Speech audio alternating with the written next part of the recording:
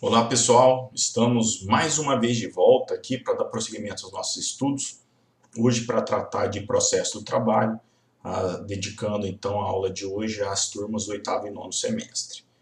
Dando prosseguimento à matéria que a gente já tinha iniciado, a gente parou os estudos em recursos em espécie, recursos trabalhistas em espécie, já havíamos tratado de recurso ordinário, falamos também do embargo de declaração utilizados em seara trabalhista, e hoje a gente vai tratar de recurso de revista. Vocês já visualizaram aí que eu estou com uma modalidade nova de apresentação das aulas, onde eu fico aqui, ó, pequenininho aqui do canto, e no fundo fica a exposição do material que eu já enviei para vocês, devidamente atualizado para acompanhamento. Então a gente vai testar essa modalidade. Se ficar legal, vocês, né, me deem um feedback. Se não ficar bom, também me avisem. Se vocês preferem só a imagem, a gente só fala, né, ou de alguma forma tenta fazer uma explicação sem a exposição do material, ou se ficar legal assim, a gente dá prosseguimento. Ou tenta uma nova estratégia, aí, uma nova modalidade. Até porque, né, vocês sabem que é difícil para mim dar aula sentado e praticamente vocês não veem minha mão, né? Em sala de aula eu não costumo ficar tão paradinho assim e falar e tentar falar também de maneira mais espaçada e mais tranquila para me fazer compreender. Porque muitas vezes em sala de aula eu falo muito mais rápido, mas eu repito, né, alguns pontos mais importantes, a gente faz aquelas revisões, mas aqui a gente está tentando fazer uma análise de maneira um pouco diferente, né, uma exposição um pouco diferente. Mas depois aí a gente aceita aí uma conversa para ver se ficou bom, para ficar de uma forma que fique mais apropriada, né, que fique melhor para vocês. Bom, iniciando os trabalhos, a gente, como eu tinha dito, a gente está falando de recurso de revista. Recurso de revista que é um recurso muito importante, mas extremamente complexo. É né, dos recursos típicos do trabalho, eu acredito que seja o mais difícil, e hoje a gente vai esmiuçar ele aqui. Bom, para começar, o recurso de revista está previsto no artigo 896 e ele é manejado, ele é utilizado para atacar as decisões proferidas pelos tribunais regionais de trabalho em ações originárias de primeiro grau, ou seja, das varas do trabalho. O maior intuito, né, do recurso de revista é a unificação das decisões entre os tribunais regionais do trabalho, ou seja, para evitar que decisões em tribunais distintos sejam diferentes. Ou seja, as decisões proferidas pelo Tribunal do Mato Grosso, Tribunal do Mato Grosso do Sul, Tribunal de São Paulo, tenham o mesmo entendimento. Normalmente, essa interpretação é feita com base o quê? Ou seja, a leitura em cima da Constituição Federal, da lei federal e dos princípios, né, do direito do trabalho. Então, nada mais é do que uma tentativa de unificação da interpretação dada a dispositivos da Constituição Federal, a dispositivo de lei federal e também referente a princípios aí de direito material e processuais do trabalho. Então, voltando, né, naquela explicação anterior que a gente até chegou a colocar nos quadros, né, aqueles desenhos que vocês sabem bem que eu gosto de fazer, a gente tem aí o processo nascendo com a reclamação trabalhista, ele vai passar por todo o procedimento lá do primeiro grau até a sentença proferida pelo juiz. Normalmente, em razão do descontentamento, se houver uma parte que esteja descontente, haverá interposição de recurso ordinário. O recurso ordinário será enviado, desde que preenchidos os requisitos, ao Tribunal Regional do Trabalho e no Tribunal Regional do Trabalho haverá uma decisão, será o acórdão do recurso ordinário. Dessa decisão, desse acórdão na interpretação, como eu disse, da Constituição Federal e de lei federal e dos princípios, é que haverá a possibilidade de apresentação do recurso de revista. Então, o que a gente já pode até fazer o destaque aqui, né, que já está aqui no material aqui do fundo, vamos pegar aqui nosso marcador de texto, dando aí o primeiro conceito de recurso de revista. Então a gente falou que é o recurso manejado para impugnar acordos proferidos por tribunais regionais do trabalho em demanda de competência originária da primeira instância, então, ou seja, das varas do trabalho, no exemplo que eu mencionei. E aí, como eu tinha dito também, a questão da unificação jurisprudencial acerca da interpretação, principalmente Constituição Federal e lei federal. A gente ainda tem que expor que o recurso de revista é um recurso de natureza extraordinária, ou seja, ele não é da mesma forma como o recurso ordinário.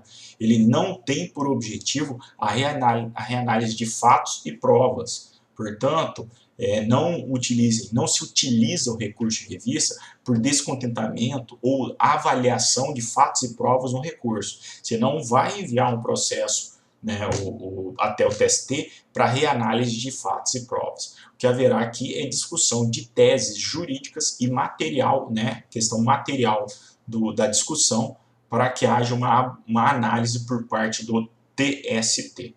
Então, como eu disse aqui, no material a gente aponta aqui, ó, não revolve fatos e provas. E, inclusive, isso aí é até base da súmula 126, que a gente vai ver mais à frente, que diz exatamente que o recurso de revista ele não tem por objetivo a reanálise de fatos e provas. Então, o recurso de revista, como eu disse, ele é um recurso de maneira extraordinária que tem por objetivo fazer análise de teses jurídicas, ou seja, fazer uma análise sobre as questões de maior valia, exatamente para fazer a unificação das interpretações dadas pelos tribunais regionais de trabalho.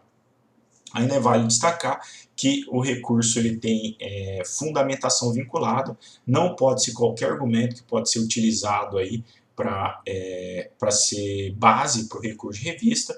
Normalmente esse fundamento está previsto aí de maneira taxativa na CLT. A gente vai ver mais à frente que quais são as situações onde o recurso de revista será cabível. Portanto, a fundamentação do recurso de revista, como a gente está apontando aqui, ela é vinculada, pois os argumentos que podem ser invocados pelo recorrente estão taxativamente previstos em lei. E, portanto, não se admite qualquer argumento aí, né, argumento livre na apresentação do recurso de revista. Dando prosseguimento, o recurso de revista também não se coloca como instrumento, como já tinha dito, né, tinha falado da súmula 126. Súmula 126 diz o quê? Que é incabível o recurso de revista ou de embargos para reexame de fatos e provas. Então, esse recurso em estudo só é possível para a ação for oriunda de dissídio individual via de regra. Ou seja, a gente está falando aí de uma reclamação trabalhista onde se invoca direito individual de um trabalhador. E a competência para julgar o recurso de revista será do TST por alguma de suas turmas. Lembrando que o recurso de revista, assim como o recurso ordinário e a maioria dos recursos trabalhistas, ele tem um prazo de 8 dias para sua interposição. Lembrando que ele é interposto a gente vai falar de procedimento depois, mas ele é interposto no TRT, que depois é enviado para o TST, certo? Então, assim a gente passa aí pela questão das disposições gerais e passa ao próximo ponto, ponto 2, que trata exatamente dos requisitos de admissibilidade do recurso de revista. Bom, o recurso de revista, assim como os demais recursos, né, a maioria dos recursos, seja de natureza civil, seja de natureza trabalhista, ele possui pressupostos, como a gente já viu, pressupostos relacionados à tempestividade, a questão da regularidade formal, questão do comprovante de comprovação do pagamento dos preparos, custos, depósito recursal, e não é diferente, o recurso de revista também, ele exige, né, o cumprimento desses pressupostos recursais gerais que a gente já viu, que a gente não vai ficar voltando, né, nessa questão dos pressupostos recursais gerais. Vamos apontar só de maneira rápida aqui esses pressupostos gerais e depois já vamos aos pressupostos especiais, pressupostos do recurso de revista, que são específicos do mesmo, certo? Vale lembrar, como eu disse, o recurso de revista ele tem que ser interposto no prazo de 8 dias por aquela parte que for sucumbente, ou seja, tiver realmente tido perda na decisão, né, na decisão no acórdão proferido pelo Tribunal Regional do Trabalho. E, além disso, tem que haver a comprovação do pagamento de custas e de depósito recursal. Diferentemente do recurso ordinário, tem um valor, né, apesar de ser um valor alto, é um valor um pouco mais abaixo, o recurso de revista é um valor dobrado, um valor 2 vezes maiores do que o do recurso ordinário. Atualmente, em 2020, a gente tem aí um valor de R$ 19.657,02 para o depósito recursal, ou seja, para você recorrer, né, apresentar o recurso de revista, Quando houver uma condenação superior a esse valor, você tem esse teto, ou seja, você recolhe esse valor que a gente acaba de verifar aqui, R$19.657,02. Lógico, se não for o valor superior a esse, você vai ter que recolher apenas o valor da condenação. Se a condenação for de R$10.000, e você quiser apresentar o recurso de revista, o depósito recursal estará limitado a esse valor de R$10.000. Agora, para valores superiores, 20 mil, 50 mil, 80 mil, 100 mil de condenação, a parte recorrente, né, normalmente voltado ao empregador que não é beneficiário da justiça gratuita, terá que fazer o recolhimento desse valor mais custas. Lembrando que esse depósito recursal ele é exigido para aqueles que não são beneficiários da justiça gratuita. Beleza. Falamos aí de maneira bem simples, bem rápida sobre os requisitos de admissibilidade, né? Não vou ficar voltando, porque a gente tem bastante coisa para tratar aqui. E agora vamos dar aí sim um destaque mais aprofundado quanto aos requisitos específicos, os pressupostos específicos do recurso de revista. A gente tem dois. Os dois pressupostos específicos são o pré-questionamento e a transcendência, né? O pré-questionamento aí, começando pelo pré-questionamento, é aquele que não permite o recorrente, por meio de recurso de revista, discuta matérias inéditas no processo. Ou seja, o pré-questionamento é o requisito que exige que haja uma tese específica dada pelo tribunal para que esse recurso de revista seja aceito e depois enviado para a análise do TST. Logo, o recurso de revista ele deve ter sido decidido antes. Aliás, o tema do recurso de revista deve ter sido decidido antes. Ele não compete, portanto, à análise de matéria inédita no processo. Então, o recurso de revista pressupõe a exigência que o acordo do TRT tenha explicitamente tratado tese jurídica suscitada em recurso ordinário. Então, tem que ter a tese jurídica. Tem que haver uma análise sobre o que você está tentando recorrer. Não haverá a admissão do recurso de revista, ou seja, não haverá o pré-questionamento, se não houver uma decisão por parte do Tribunal Regional do Trabalho sobre a tese jurídica invocada. Certo? Então, diz pré-questionada a matéria ou questão quando a decisão impugnada haja sido adotada explicitamente tese a respeito. É o que diz a súmula 297 do TST. Nesse mesmo sentido, a orientação jurisprudencial 151 da STI1, que diz o quê? Que pré-questionamento, decisão regional que adota a sentença, ausência de pré-questionamento. Ou seja, da decisão regional que simplesmente adota os mesmos fundamentos do primeiro grau, não há exigência de pré-questionamento, tal como previsto na súmula 297. Então, se a regional simplesmente anota os fundamentos da decisão de primeiro grau, não preenche os requisitos de pré-questionamento. Caso, nessa situação, haverá que ter tese específica, certo? Seguindo, né, ainda que tenha sido omitido, né, se por um acaso a decisão recorrida, o acordo do TRT, tenha sido omitido sobre a violação da lei ou da Constituição, o recorrente deverá, em caso de omissão, apresentar embargos de declaração. Como eu disse, primeiro pressuposto específico é o pré-questionamento. O pré-questionamento ele exige uma tese específica, ou seja, uma análise específica, uma decisão sobre aquela tese por parte do Tribunal Regional do Trabalho. Se por um acaso, como eu havia dito, não houver essa tese, ou aliás, não houver essa análise, haverá necessariamente que o recorrente apresentar embargos de declaração para que aí sim o Tribunal Regional do Trabalho, uma vez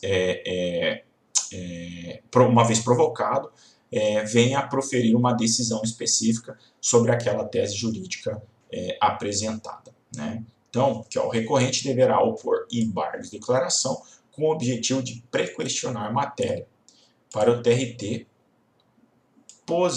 posicione explicitamente sobre a mesma, para somente então impetrar o recurso de revista, certo? Então, se você tem um acordo onde não há uma análise do seu da sua tese jurídica, você vai ter que apresentar embargos de declaração exatamente para fins de pré-questionamento, para aí sim apresentar o seu recurso de revista. Vale lembrar que mesmo não obstante o oposto embargo de declaração, considere-se pré-questionada a matéria, a questão jurídica, quando o recurso principal, se o tribunal vier se omitir, ou seja, eu apresento o embargo de declaração e mesmo assim o tribunal não vem analisar a tese jurídica apresentada. Nesse caso, ainda que não haja manifestação, considerar-se-á manifestada, ou seja, pré-questionada a matéria e razão pelo qual em seguida haverá assim a possibilidade de apresentação de recurso de revista. Isso aí é essa questão do pré-questionamento nada mais é do que uma absorção dos artigos lá do Código de Processo Civil 2015, do artigo 1025, que trata exatamente sobre essas situações de fim de pré-questionamento. Isso aí foi trazido de volta para o processo do trabalho. O pré-questionamento é dispensável quando visto nascer do próprio acórdão do tribunal, ou seja, se por um acaso o acórdão recorrido quem viola a lei ou a Constituição for o próprio acórdão recorrido, aí não há necessidade de pré-questionamento. Aí, na verdade, você já pode apresentar o recurso de revista e a matéria será aceita e será enviada para o Tribunal Superior do Trabalho. Então, vamos explicar mais ou menos como é que funciona aí, né, naquela sistemática das aulas que já foram apresentadas. Houve uma sentença, apresentou-se recurso ordinário. No recurso ordinário, você vai invocar uma tese para modificação da decisão de primeiro grau, da sentença de primeiro grau. E desse recurso ordinário, ele será enviado para o Tribunal Regional do Trabalho, que proferirá o acórdão. Se o acórdão se omitir sobre a tese, você vai ter que apresentar o embargo de declaração exatamente para que haja uma definição, ou seja, uma análise da tese jurídica apresentada. Se, caso contrário, se você apresentar embargos e mesmo assim o tribunal se mantiver silente sobre essa tese, a matéria considerar-se-á como pré-questionada e você poderá apresentar, né, a parte poderá apresentar, o recorrente poderá apresentar o recurso de revista, certo? Só vai ser dispensável essa tese, ou seja, essa tese ela já tem que estar no processo e tem que ser analisada pelo TRT. Quando não há a violação que você está querendo apontar contra a lei ou Constituição não ocorreu antes, mas ela ocorre na decisão do acórdão, como numa reforma da decisão de primeiro grau, aí nesse caso não há necessidade de pré-questionamento. Pré-questionamento se torna dispensável, certo? Nesse sentido, a OJ 119 da SDI 1, vamos ler aqui. Pré-questionamento inexigível, violação nascida na própria decisão recorrida. Súmula 297, inaplicável. É inexigível o pré-questionamento quando a violação indicada houver nascido na própria decisão recorrida. Inaplicável a súmula 297 do TST. Bom, então, ao lado desse posicionamento, o TST também entende ser desnecessário o pré-questionamento quando existir tese explícita sobre a matéria no acórdão recorrido, ainda que não haja referência expressa a dispositivo legal, certo? Então, como exarado acima, como que tem previsão recurso de revista?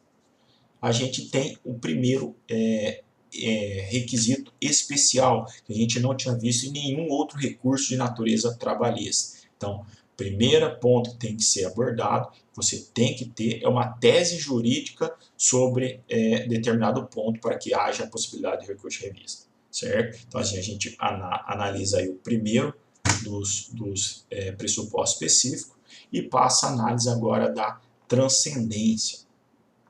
Outro requisito específico, portanto, é a transcendência, previsto no artigo 896-A, e diz o quê? Que diz o quê? O Tribunal Superior do Trabalho, no recurso de revista, examinará previamente se a causa oferece transcendência em relação a reflexos de natureza econômica, política, social ou jurídica. Bom, o que é isso, gente? O que é essa transcendência? O que é essa relação de reflexos gerais de natureza econômica, política, social ou jurídica?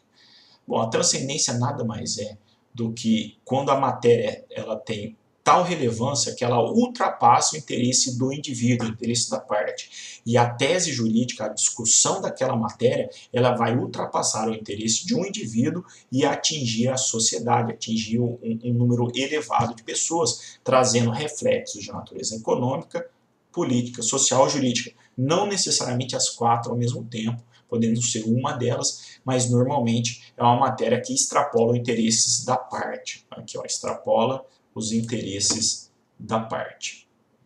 Ele é bem parecido com a repercussão geral que a gente encontra no STF. Deste modo, o recurso revista deve ter por finalidade julgar questões relevantes à coletividade, como eu havia dito, e não somente às partes. Então, são questões relevantes à coletividade e não somente às partes. O ponto difícil aí é analisar o que seria, na verdade, essa natureza econômica, política, social ou jurídica. Até porque é uma carga de natureza muito subjetiva. O que define o que é natureza econômica, política, social ou jurídica. Então, é um trabalho de difícil análise. Contudo, né, para facilitar não, né? Para tentar diminuir o número de processos, foi inserido mais esse requisito, ou seja, esse requisito específico, referente à transcendência, ou seja, ele tem por objetivo fazer um filtro dos recursos que chegam ao TST. Né? Até porque, depois da reforma trabalhista, houve até a diminuição, principalmente em primeiro grau, das decisões. No entanto, o TST divulgou recentemente que os recursos, né, o número de recursos, apesar da diminuição do número de processos na primeira instância, os números de recursos como recurso ordinário e de recursos destinados ao TST como recurso de revista, eles têm se elevado. Se elevou, né? Ou seja, é o maior descontentamento por parte do jurisdicionado, certo?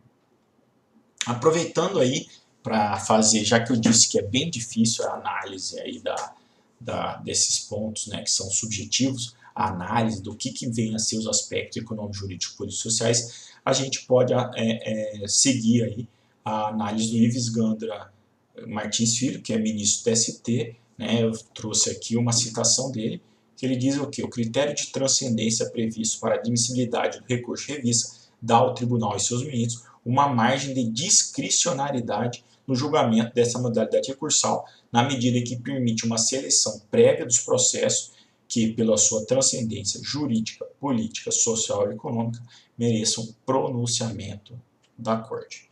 Porém, né, ainda é muito subjetivo, não há uma regulamentação específica dessa questão para você justificar aí a transcendência.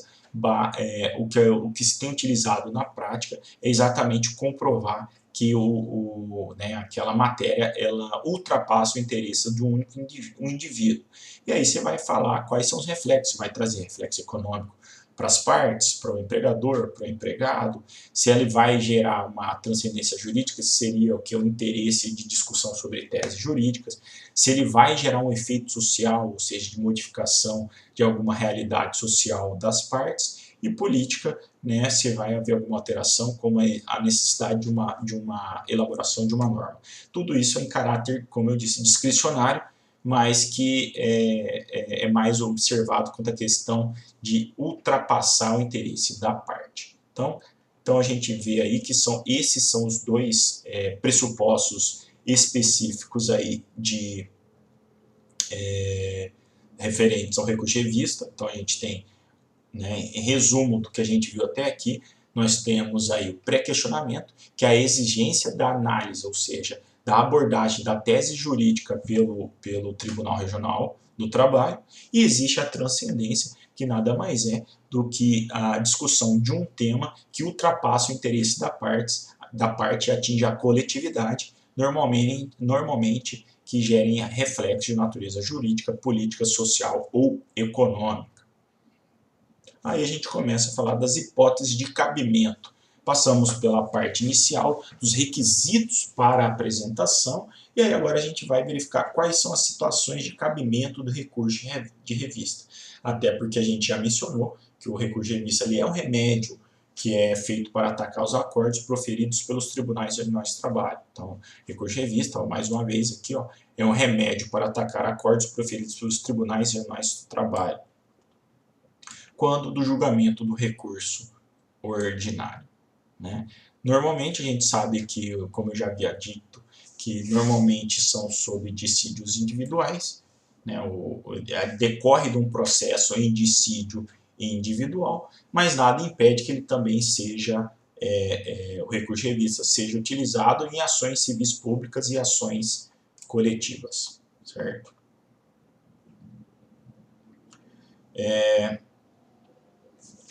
Recurso de revista, né, como questões de cabimento, não é possível, em regra, a interposição de recursos para atacar decisões que envolvam matérias de competência originária do TRT, lembrando que é um processo de segmento, processo de primeiro grau, e, portanto, não é cabível recurso de revista para atacar decisões de competência do TRT. Exemplo, não vai ter recurso de revista contra dissídio coletivo, mandado de segurança, ação rescisória, ação anulatória, e outras ações aí de natureza, aliás, de natureza não, mas de caráter originário dos tribunais regionais do trabalho. Da mesma forma, é incabível recurso de revista interposto contra agravo de instrumento. Então, é incabível recurso de revista interposto por acordo regional prolatado em agravo de instrumento.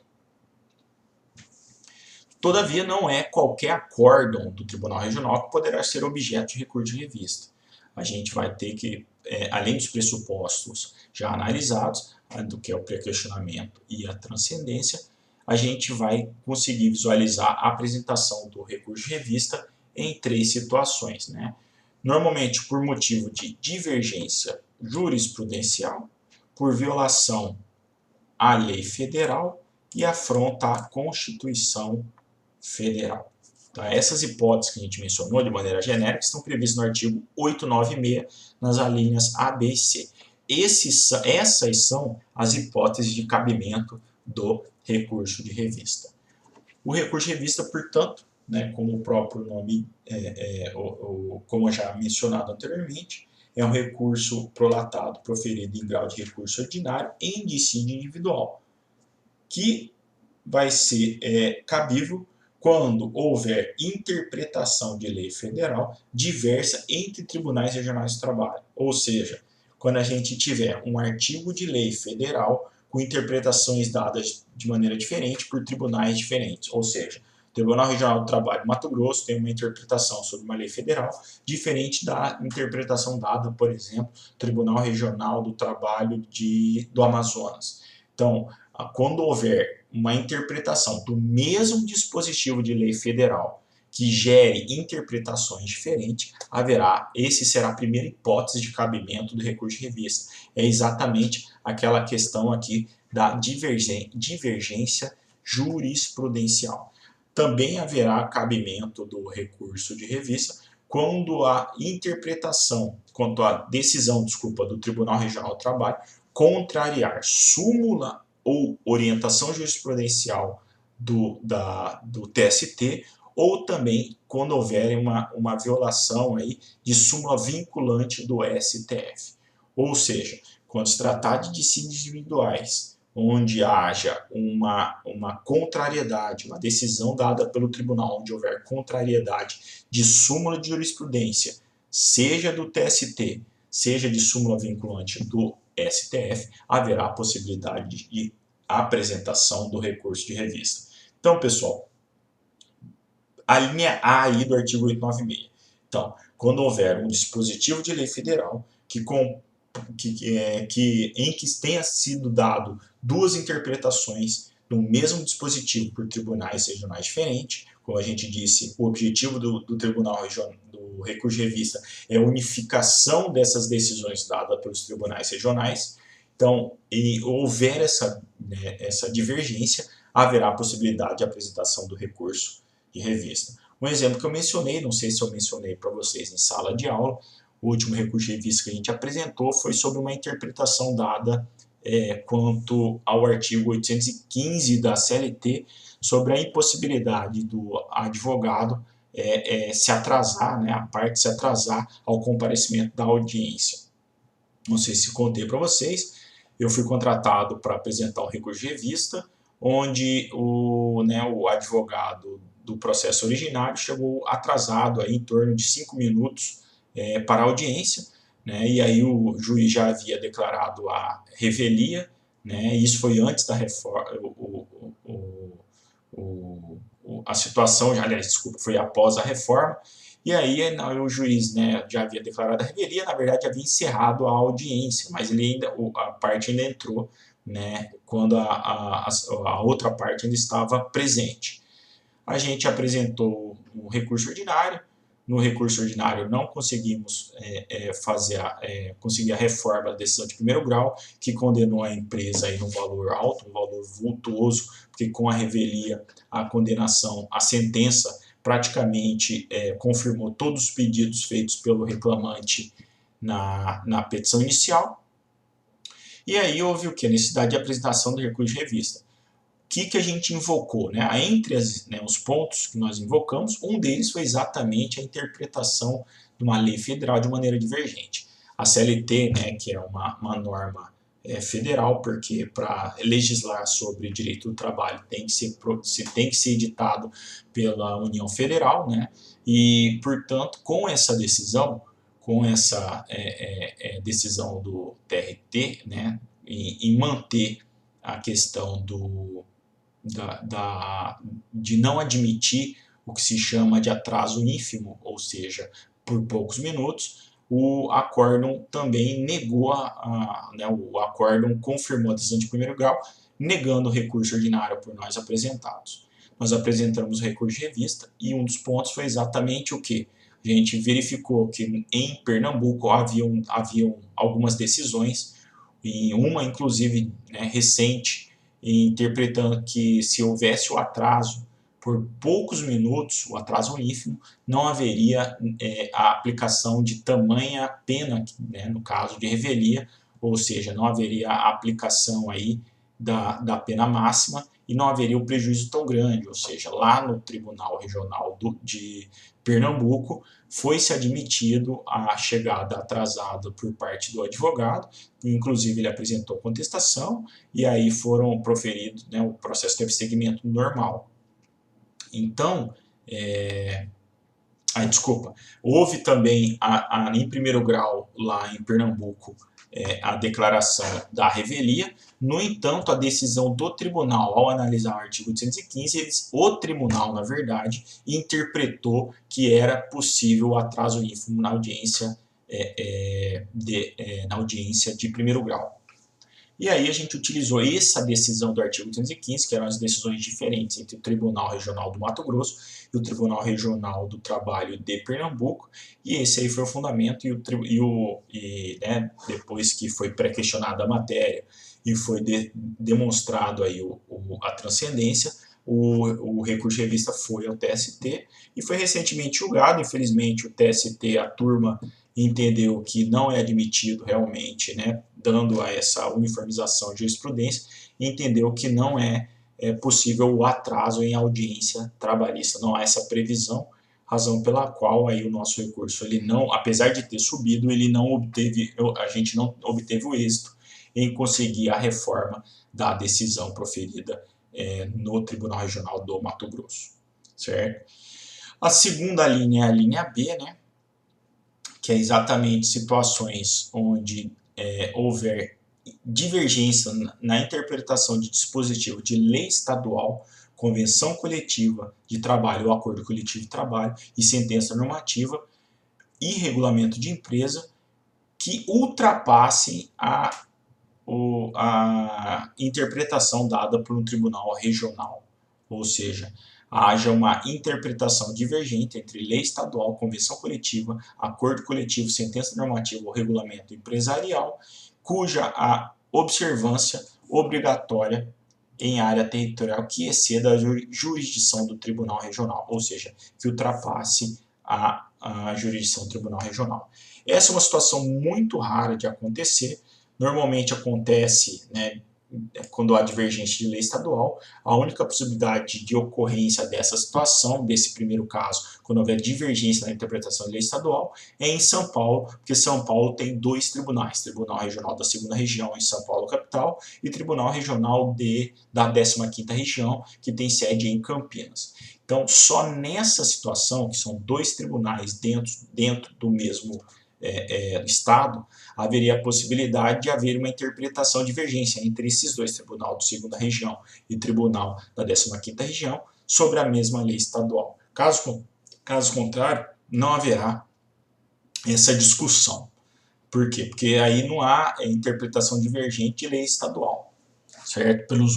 Pelos outros regionais. Quando se tratar de convenção coletiva de trabalho, acordo coletivo, sentença normativa e regulamento de empresa, só haverá essa discussão sobre a interpretação que exceda ao Tribunal Regional, ou seja, quando a empresa ela possui estabelecimentos por vários estados. Aí também haverá a possibilidade de interpretação de uma convenção, de um acordo coletivo, de maneira diferente entre um tribunal e outro, ou seja, aí a gente pode mencionar como exemplo a Avan, que está presente em quase todos, né, se não me engano, em todos os estados aí da federação. Então, numa análise de um acordo ou numa convenção coletiva que é aplicada em relação à Avan, se for dada uma interpretação de uma cláusula de maneira diferente por um tribunal, haverá a possibilidade de apresentação de recurso de revista com base nessa questão de divergência quanto à convenção coletiva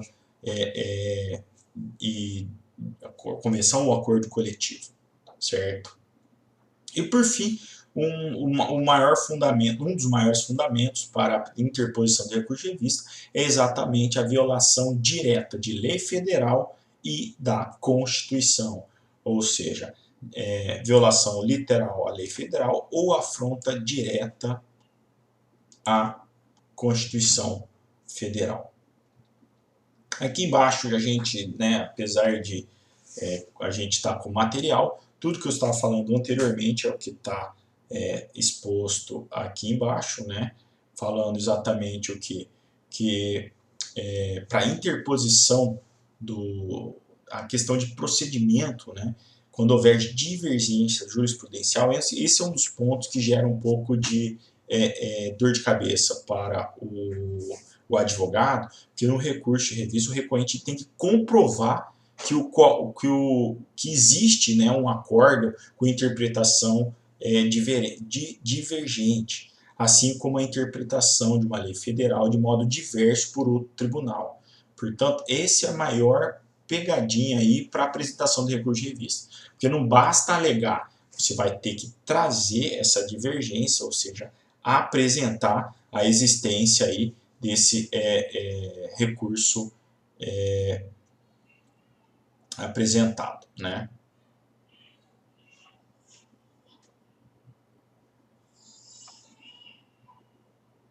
Então, o recurso de revista, o recorrente deverá comprovar que o acordo contra o qual se juiz está interpretando uma determinada lei federal de modo diverso de outro tribunal, ou da seção de incisos individuais, ou contrariando súmula ou orientações jurisprudenciais do TST. Mais uma vez, por isso que o recurso de revista ele tem por objetivo a unificação jurisprudencial, seja em questão de natureza, teses de direito material, teses de natureza processual, mas o objetivo, como dito, passa longe da reanálise de fatos e provas.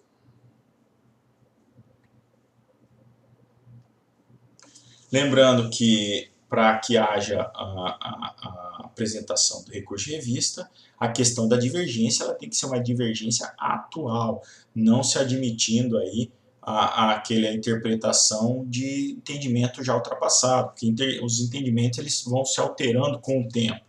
Portanto, para que haja a possibilidade de apresentação do recurso de revista, ele tem que ser o quê?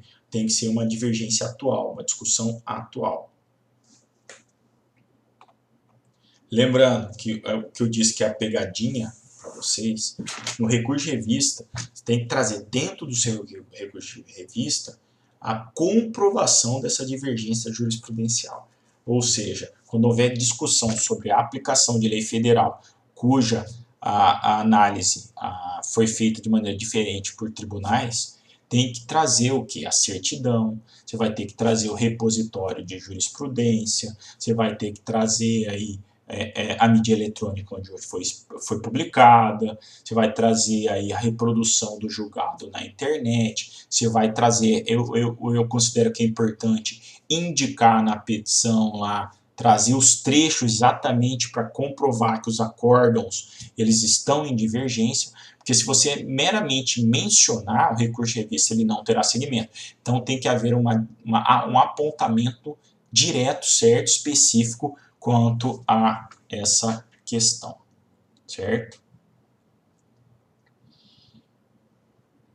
Dando prosseguimento aqui, ó, para a comprovação de divergência justificada é necessário que junte certidão ou cópia autenticada do acórdão paradigma e cite a fonte oficial ou repositório autorizado em que foi publicado, certo? Então, não basta mencionar a divergência.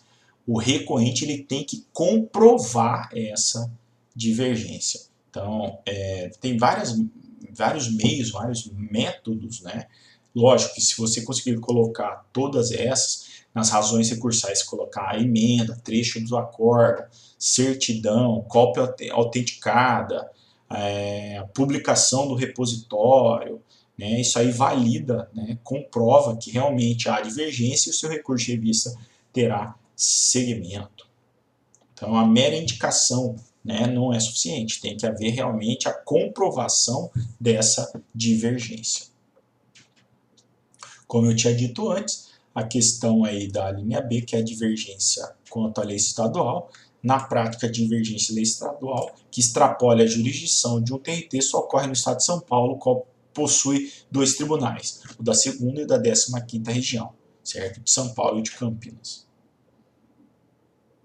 Como também eu mencionei, para se vislumbrar decisões divergentes sobre normas coletivas, acordo, convenção coletiva, bem como sentença normativa e regulamento de empresa, é necessário que o empregador possua estabelecimentos espalhados em alguns estados da federação.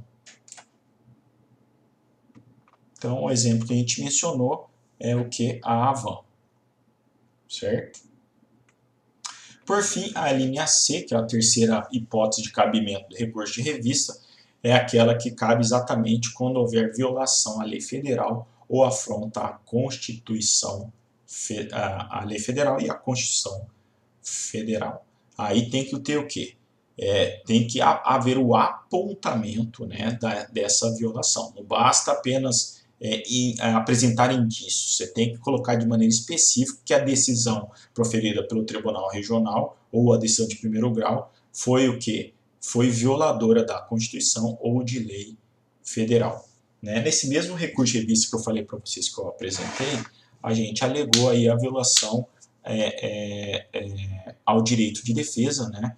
Por terem visto que a empresa, ao apresentar, ao chegar atrasada, ela não conseguiu apresentar a contestação e aí haveria a violação porque ela não conseguiu se defender, razão pela qual no recurso de revista que eu apresentei houve aí um cerceamento de defesa. Então, por violação à Constituição Federal, nós alegamos uma segunda tese, que era exatamente a violação do direito de defesa constitucionalmente garantido. Certo?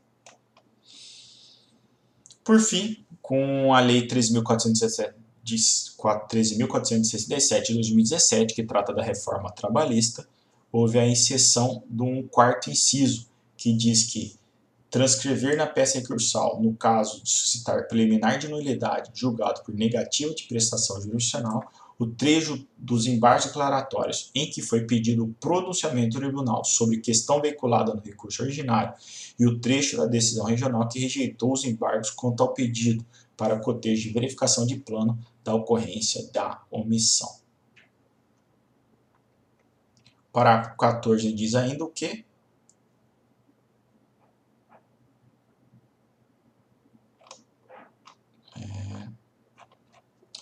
O relator do recurso de revista poderá denegar-lhe o seguimento em decisão monocrática nas hipóteses de intempestividade, deserção, irregularidade de representação ou ausência de qualquer outro pressuposto extrínseco ou intrínseco do recurso.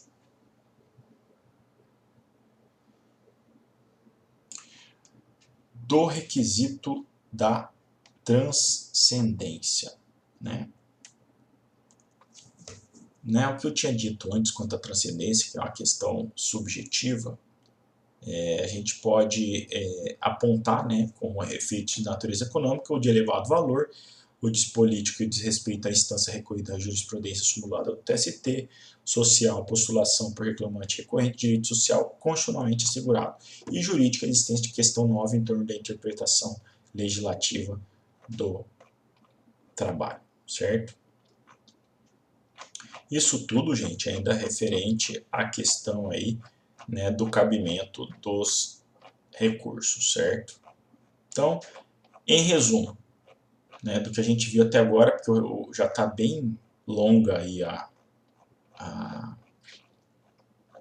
aula de hoje, vou tentar ser mais sucinto nos pontos que se seguem, mas dando uma resumida até aqui, a gente fez o quê? A gente entende que é o recurso apresentado em dissídios individuais, quando houver decisão proferida pelo Tribunal Regional do Trabalho, em que seja dada interpretação de lei federal divergente por tribunais regionais do trabalho, ou que houver violação de súmula ou orientação jurisprudencial do TST ou súmula vinculante do STF, quando houver violação ou interpretação de lei, sendo lado de lei estadual, ou acordo, convenção coletiva, sentença normativa ou dissídio, né, em referente a uma análise de leis de questões estaduais, e por fim, quando houver violação direta à lei federal ou patente da Constituição Federal. Essas são as três situações de cabimento. Lembrando que para a apresentação tem que estar preenchidos dois, além dos pressupostos recursais gerais, os pressupostos específicos, que são transcendência e o pré-questionamento, certo? Recurso de revista na fase de execução. Gente, o recurso de revista também é cabível na fase de execução. Na fase de execução, caso haja uma decisão contrária ao interesse, né, uma decisão definitiva contrária ao interesse da parte, ela poderá apresentar agravo de petição, que é um dos pontos que foram delimitados para o trabalho de vocês. Dessa decisão, se houver uma decisão aí pelo Tribunal Regional do Trabalho que venha a gerar algumas hipóteses do artigo 896, nas alíneas do 896, haverá possibilidade de apresentação de recurso de revista em cima do agravo de petição. E aí haverá, não é diferente da apresentação dos requisitos referentes do recurso de revista quando é apresentado no primeiro grau. Portanto, é possível recurso de revista na fase de execução, né? Lembrando que existe uma limitação, por quê? Porque na fase de execução só vai ser possível a apresentação do recurso de revista quando houver violação direta à Constituição Federal e também a violação aí de lei federal, ou seja, portanto, é regra que só cabe recurso de revista na fase de execução somente quando houver violação direta e literal a preceito constitucional e de lei federal. Recurso de revista no rito sumaríssimo. Haverá incidência do recurso de revista, no rito sumaríssimo, ou seja, é possível a apresentação de recurso de revista em processo que tenha ocorrido sob o rito sumaríssimo, que é aquele que ocorre cujo valor esteja entre 2 e 40 salários mínimos, né? Qual que é a diferença do recurso de revista no procedimento sumaríssimo? Haverá possibilidade de apresentação apenas quando houver violação de súmula do TST ou de súmula vinculante do STF, assim como violação direta à Constituição Federal. Assim, dessa forma, somente decisões que ofendem a Constituição Federal ou súmula do TST ou súmula vinculante do TST poderão ser apresentados recursos de revista. Certo? Então, somente decisões que ofenderem a Constituição Federal ou ofenderem súmulas do TST ou súmula vinculante do TST, poderia ser apresentado o recurso de revista. Atenção aqui, em prova da ordem, em prova de concurso, é comum a abordagem dessa questão, porque eles perguntam o quê? É possível recurso de revista em procedimentos sumaríssimos? Sim. Quando vier a atacar, quando a decisão, na verdade, violar a Constituição Federal, súmula vinculante do TST, súmula ou orientação jurisprudencial do TST. A questão aí fica falsa, por quê? Porque é bem específico. Só é possível recurso de revista contra a súmula do TST. Orientação jurisprudencial não ensejará a apresentação de recurso de revista. Né? É o que se vê aí na súmula, a súmula 442 do TST. Ou seja, nas causas sujeitas ao procedimento sumaríssimo, a admissibilidade de recurso de revista está limitada à demonstração direta da violação da Constituição Federal, súmula do TST, não se admitindo recurso de revista por contrariedade à orientação jurisprudencial. Então, se cair na prova da ordem, se cair na prova de vocês, recurso de revista em procedimento sumaríssimo, não é cabível quando houver violação à orientação jurisprudencial, apenas a violação à Constituição Federal, à súmula do TST e súmula vinculante do STF. Para encerrar aqui, a gente vai tratar do processamento do recurso de revista. O recurso de revista será interposto perante o tribunal, o presidente do TRT, do Tribunal Regional do Trabalho, que fará o juízo de admissibilidade. Né? E, posteriormente, as razões do recurso de revista serão, caso preenchidos os requisitos, serão dirigidas às turmas dos TST para a análise do recurso. Então, primeiro você faz o direcionamento para o TRT do recurso de revista. Será feito primeiro o juízo de admissibilidade e, posteriormente, uma vez preenchido, remetido a uma das turmas do TST. Né? Lá será distribuído o recurso e haverá o relator que, de maneira monocrática, fará a análise. Né? Análise, né? Fará esse primeiro juízo de admissibilidade. Chegando lá, como eu tinha dito, o relator ele vai fazer o juízo de admissibilidade e ele tem dois caminhos. Ou ele julga, ele conhece do recurso, preenchidos os requisitos, e aí haverá prosseguimento para julgamento da análise do mérito, ou ele pode não conhecer do recurso e declarar inadmissível aí o recurso de revista, porque não preencheu os requisitos, e aí haverá o encerramento será considerado prejudicado o recurso e não haverá prosseguimento para análise do mérito. Uma vez passado pelo juízo de admissibilidade, ele pode negar provimento, ou seja, quando ele disser que o recurso, que é o recurso que é contrário à súmula do STF ou do TST, ou que o acórdão proferido pelo TRT não viola a lei federal, ou que não há divergência existente entre os tribunais, certo?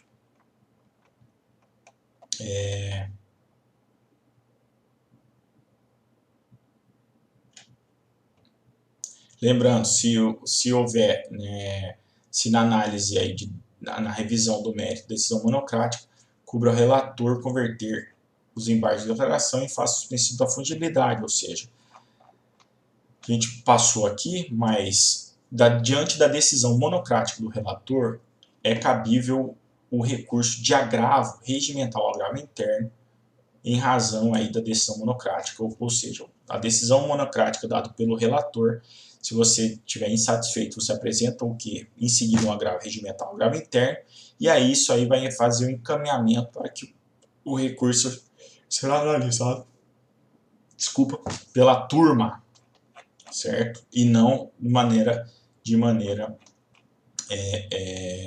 monocrática. Gente, aqui a gente para. Vale lembrar aqui, eu não vou fazer cobrança disso na prova, mas há possibilidade de análise de recursos de revista em demandas repetitivas. E aí ele vai seguir aqueles regramentos lá do Código de Processo Civil e o do que está estabelecido no artigo 896, 896B e 896C da CLT, que existe a possibilidade de sobrestamento quando houver discussão sobre a violação de lei federal ou da Constituição de demandas repetitivas. Nesse caso, o TST fará uma análise por amostragem e invocará alguns recursos, e na decisão que for proferida pelo TST, ela valerá de maneira vinculante para os demais recursos de revista que tiverem sido sobrestados para análise de matéria específica. Certo? A gente para por aqui em razão do adiantar da hora, já tem um processo, uma aula extremamente longa. A gente para por aqui e depois volta para dar continuidade. Boa noite a todos, até a próxima e até a próxima aula.